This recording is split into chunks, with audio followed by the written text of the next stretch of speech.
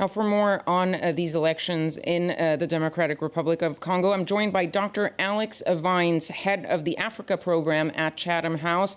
Dr. Vines, thank you for joining us. Let's first talk about the way this voting took place. There was this extension.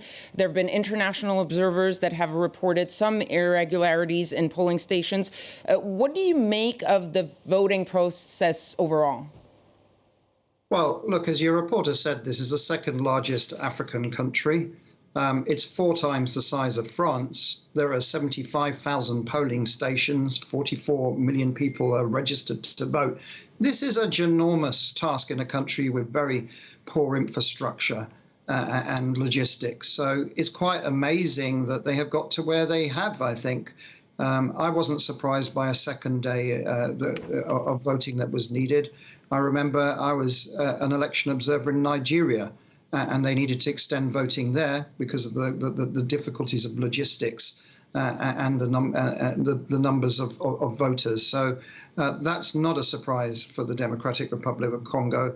And I think I agree with the clip that you had from Professor Douglas Yates that this has been pretty peaceful. Yes, there have been issues in the Kivus in eastern Congo, but a majority of Congolese have been able to vote from what we're hearing.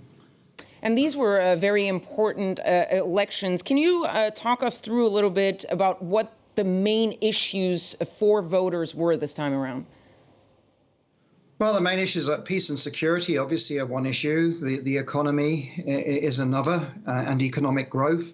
President Tshisekedi has been under pressure in terms of a slowing economy. And then you have had a plethora of different electoral candidates representing different parties that have been competing in this election. So there has been a statement of pluralism in that regard.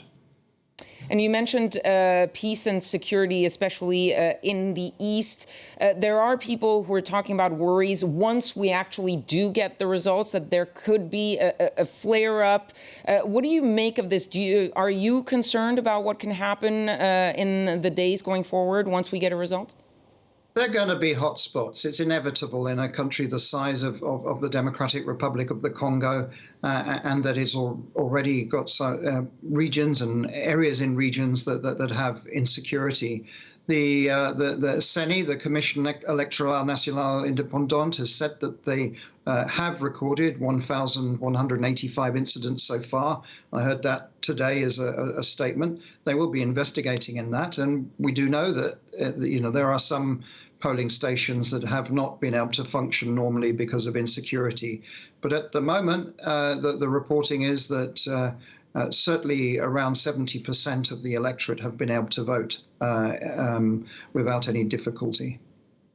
Dr. Alex Vines, thank you so much for speaking to us this evening. Thank you. You're very welcome.